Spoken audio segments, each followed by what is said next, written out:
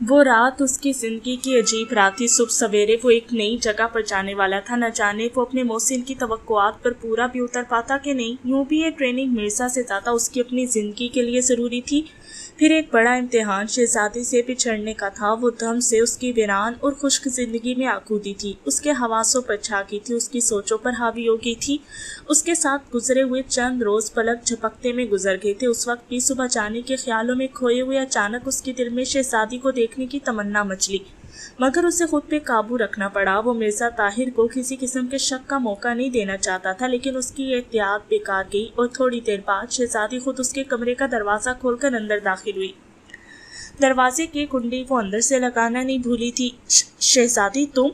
وہ اسے دیکھ کر ہکا بکا رہ گیا تھا۔ مرزا صاحب موجود ہیں، یہ نہ ہو کچھ نہیں ہوتا۔ اپنا حنائی ہاتھ اس کے منہ پر رکھتے ہوئے وہ دلیری سے بولی، شہزادی یہ غلط ہے، تیرے انکل۔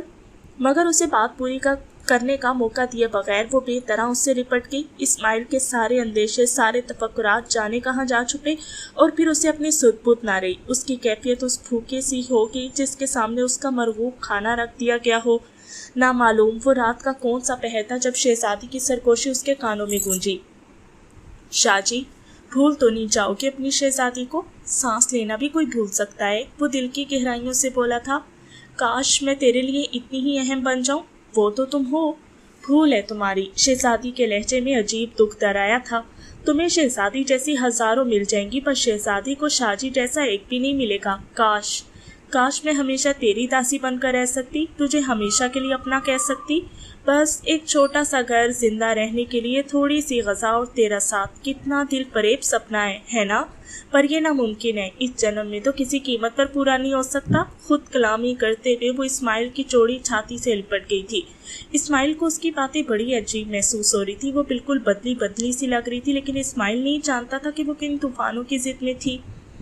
اسماعیل سے بچھڑنا اس کے لیے اتنا سہانے روح ہوگا، یہ تو اس نے سوچا بھی نہیں تھا۔ اگر پاشا کا خوف دامنے گیر نہ ہوتا تو شاید وہ اپنی تنظیم، ملک، مذہب تک سے بغاوت کر دیتی، مگر وہ جانتی تھی اس قسم کی غلطی کا انجام بھیانک موت کے علاوہ اور کچھ نہیں تھا۔ جبکہ چپکے رہنے میں یہ چانس موجود تھا کہ اسماعیل شاہ کی ٹریننگ سے واپسی پر اس کی جھولی میں اس سے ملاقات کے کچھ لمحے ڈال دیے جاتے۔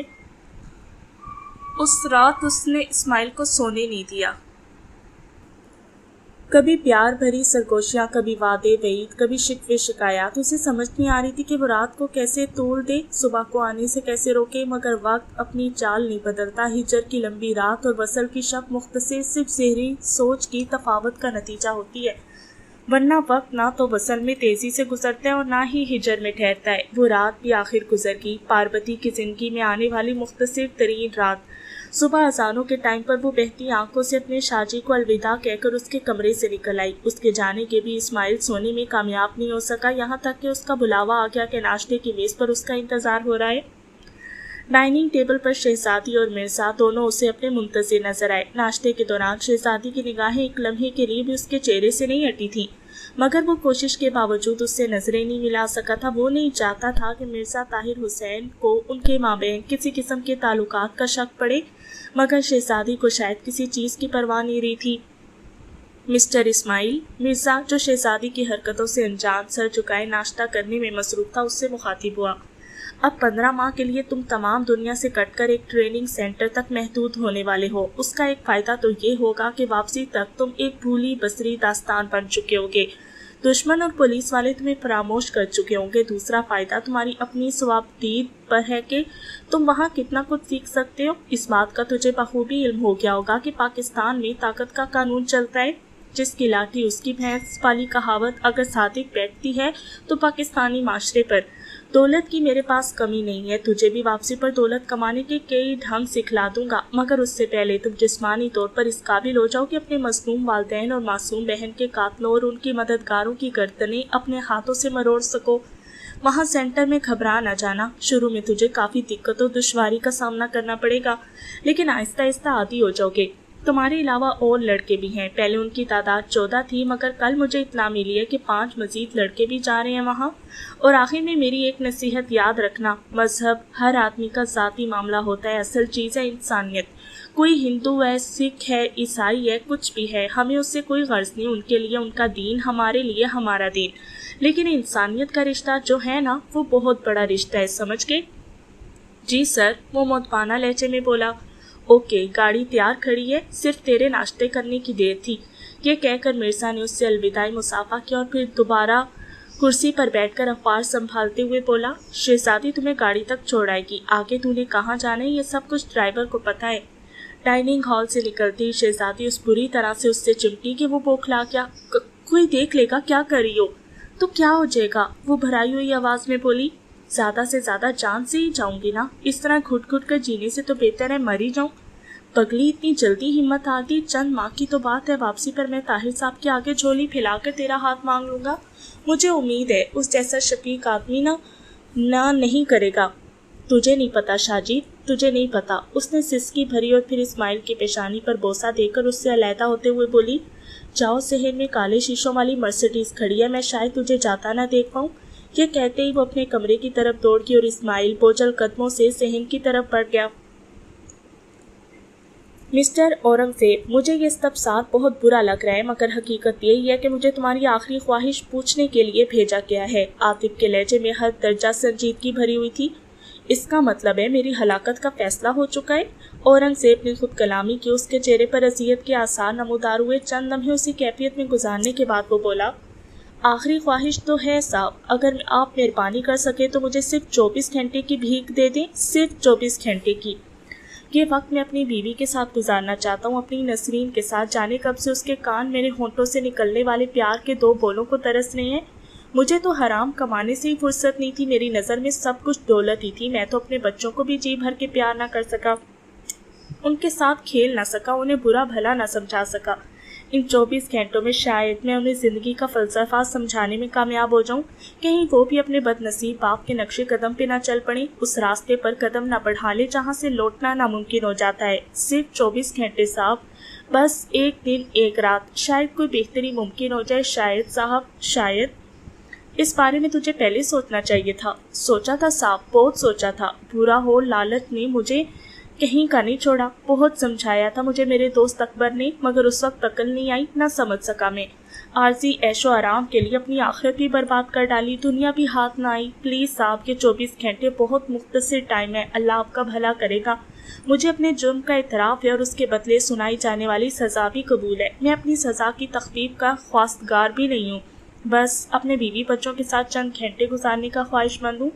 यूं भी मैं भाग तो नहीं सकता ना, और ना ही भागना चाहता हूँ। सर, बस थोड़ी सी मेहरबानी फरमाते, बस इतनी सी।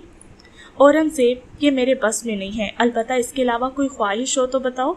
औरंगजेब ने हसरत भरी नज़रों से उसकी तरफ देखा और फिर बोला, सर, चंद घंटों के लिए तो भेज सकते हो ना, मैं नसरीन से आखिरी मुलाकात कर लूँ, उसको जी भर के देख लूँ। चंद घंटे? आतिफ अपने दाएं हाथ की अंगूठे और शहादत की उंगली को मिलाकर अपना माथा टिकोरने लगा।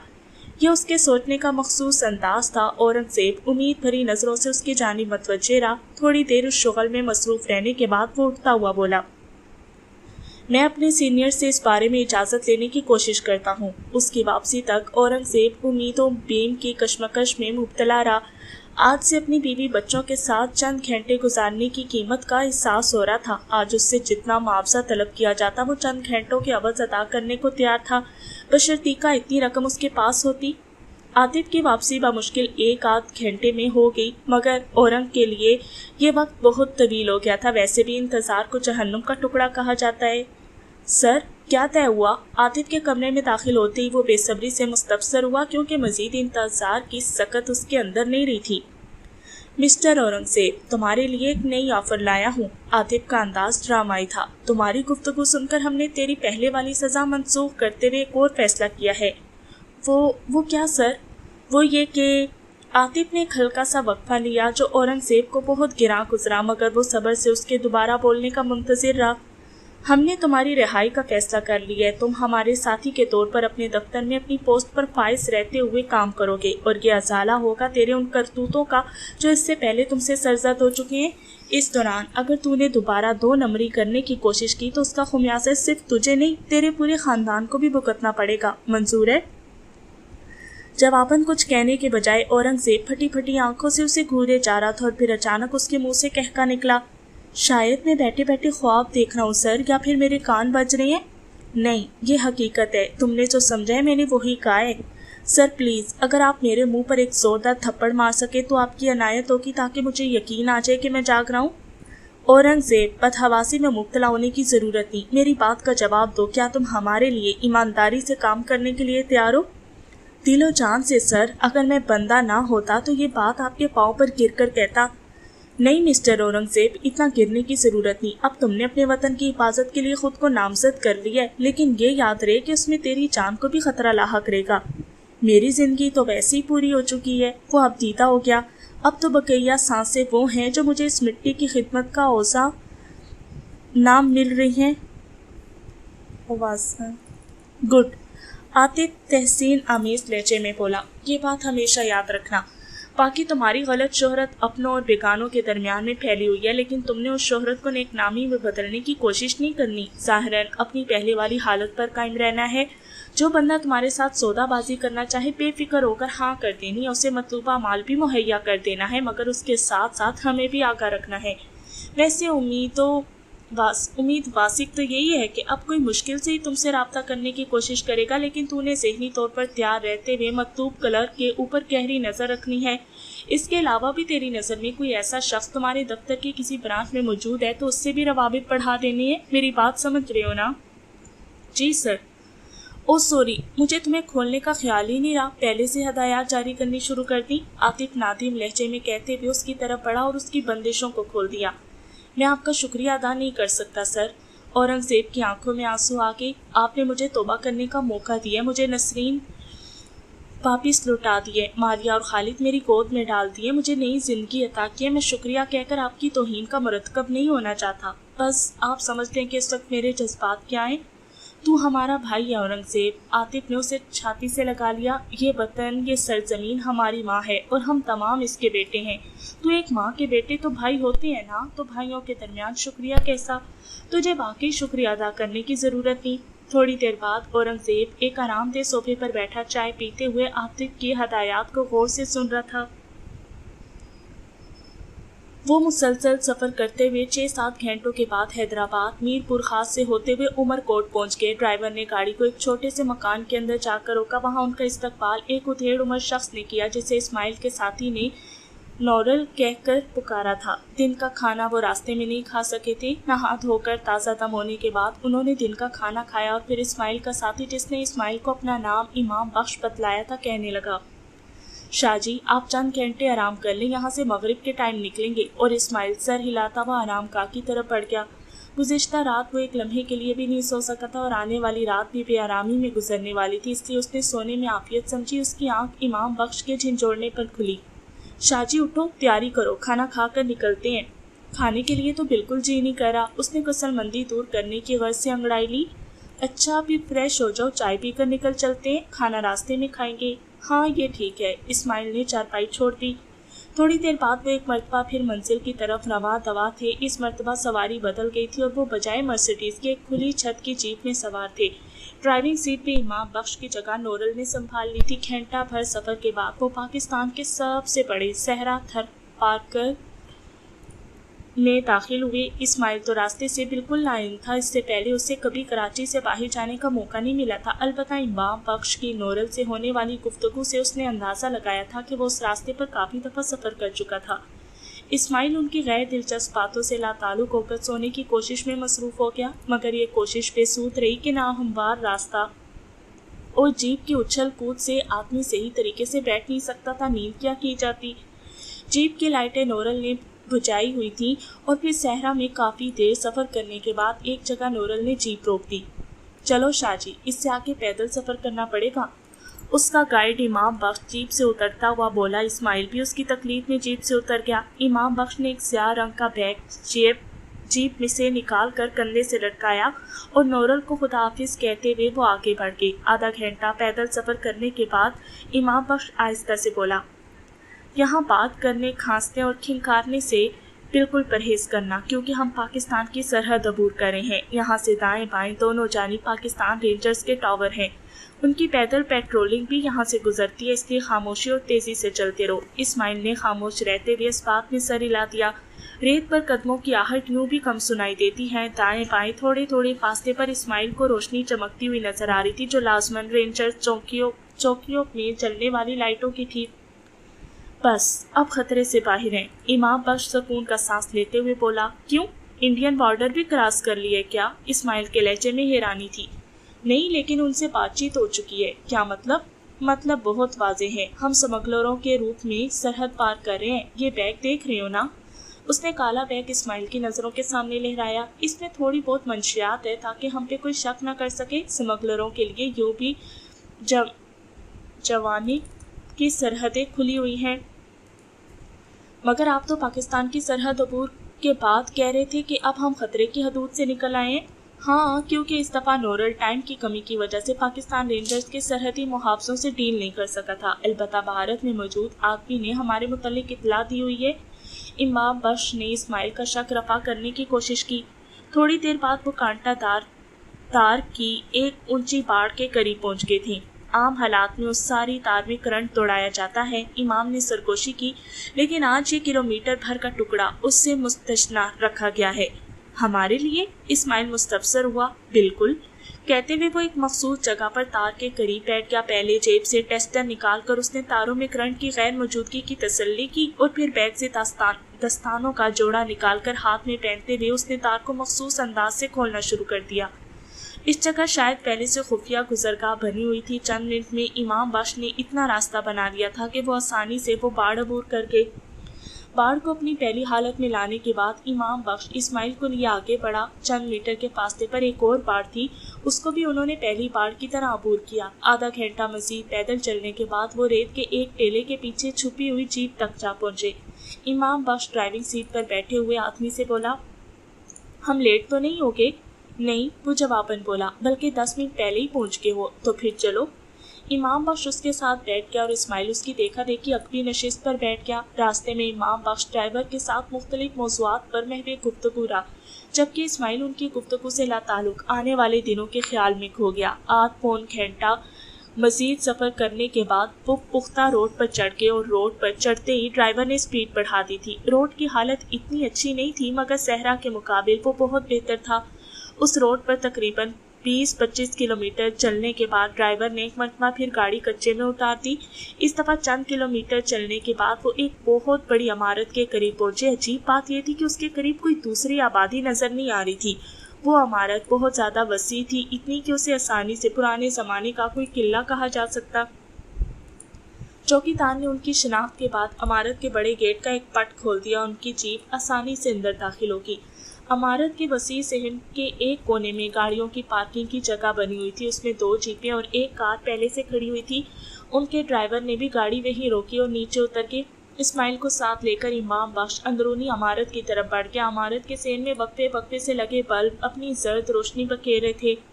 सुबह होने को है, फिलहाल आराम करते हैं, जागने पर आपका तारुफ और मुलाकात सबसे करा लेंगे। ठीक है, इस्माइल ने कहा कि उसने तो यूं भी अपना आप उनके हवाले किया हुआ था। महाराज, आपने याद फरमाया था। पार्वती ने पाशा के कमरे में दाखिल होकर उसे नमस्कार किया। हाँ, तुमसे एक ज़रूरी बात करनी थी, आओ बैठो। उसने उसे अपने साथ सोफे पर बैठने का इशारा किया और वो खामोशी से उसके करीब बैठ गई। परेशान नजर आ रही हो, खैर तो है? कुछ नहीं महाराज, बस सर दर्द कर रहा है। मुझे ये सर दर्द 15 माह तक ठीक होने वाला नहीं लगता। मिर्ज़ा तंजिया अंदाज में हंसा। जवाबन खामोशी रही।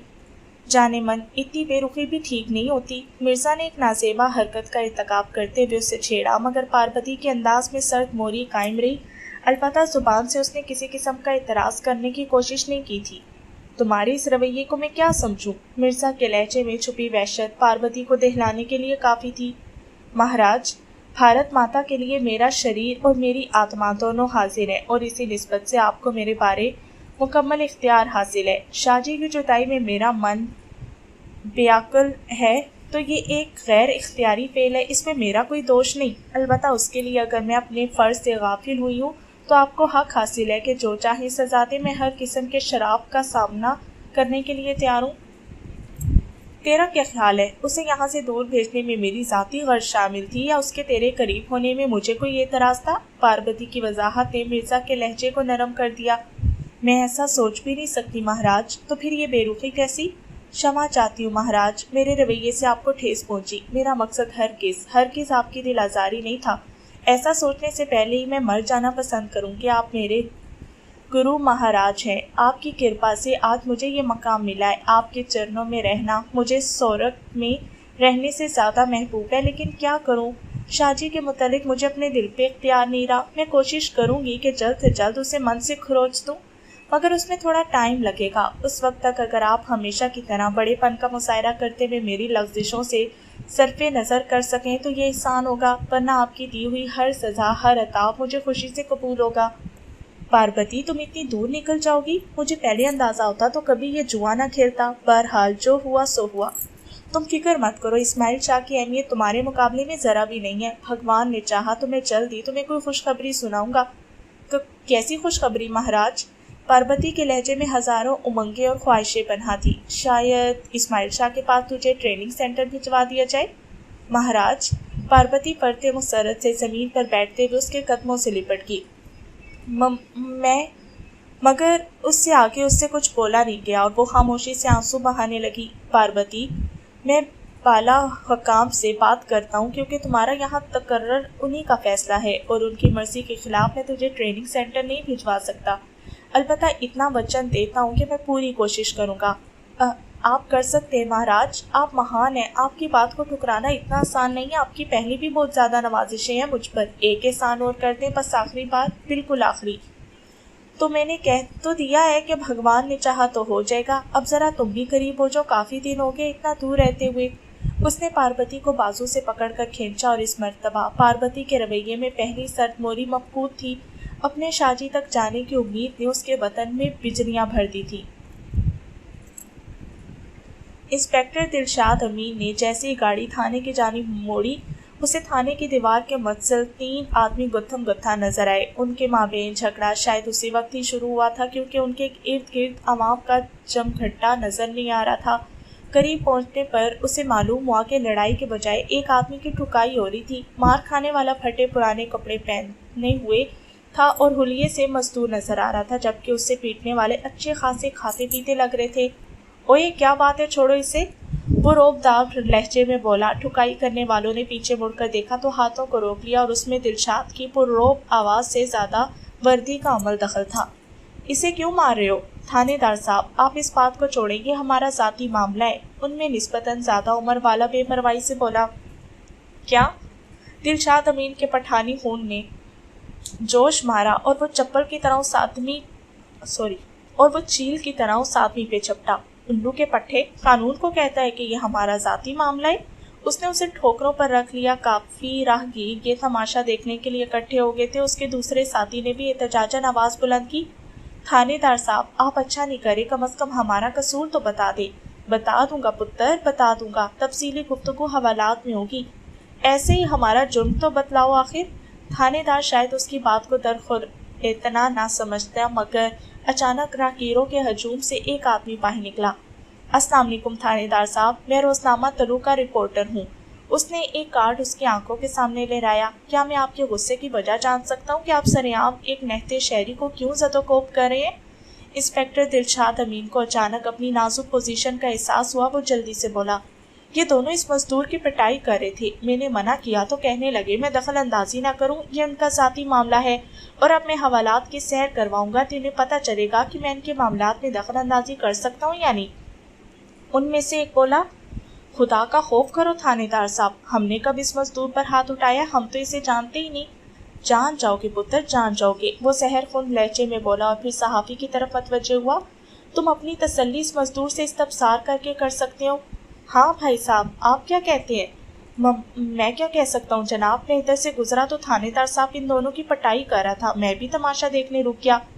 क्या बकवास कर रहे हो तुम? थानेदार जुनूनी अंदाज में उसकी जानिब लपका। मुझे माफ़ करते थानेदार साहब। हाय खुदा के लिए साहब जी, उफ। वो मजदूर नुमा शख्स हाथ जोड़ जोड़ कर दिलशाद अमीन से माफिया मांग रहा था। उसी वक्त शोर शराबा सुनकर थाने से चंद सिपाही भी हकीकत हाल मालूम करने के लिए वहां पहुंचे और फिर थानेदार साहब को देखकर बगैर किसी तहकीक खाल के वो भी मजदूर पे पल पड़े। अचानक फ्लैश लाइट 2-3 दफ़ा चमकी और थानेदार को होश आ गया। बस करो انہیں تھانے لے چلو، کہہ کر وہ صحافی کی طرف مڑتا کہ اس سے کیمرہ چھین کر فلم ضائع کر سکے، کیونکہ اسے معلوم تھا ان مناظر کی تصاویر میڈیا کے ہاتھ آ جانے سے اس کی بہت زیادہ سبکی ہونے کا امکان تھا۔ مگر یہ دیکھ کر اس کے ہوش اڑ گئے کہ صحافی وہاں سے غائب تھا۔ اس کی تلاش میں اس نے دائیں بائیں نگاہیں دوڑائی، مگر لوگوں کے ہجوم میں وہ نظر نہیں آیا۔ اسے سازش کی بو محسوس ہوئی، لیکن یہ سازش کس کی تھی اور اس میں کیا مقصد پنہا تھا، یہ بات اس کے ذہن میں واضح نہیں ہو رہی تھی۔ تھوڑی دیر دائیں بائیں نظر دوڑانے کے بعد اس نے سر جھٹکتے ہوئے رپورٹر پر لعنت بھیجی اور گاڑی میں بیٹھ کر تھانے کی طرف بڑھ گیا۔ سپاہی ان تینوں کو پہلے ہی تھانے کے صرف لے چکا تھا۔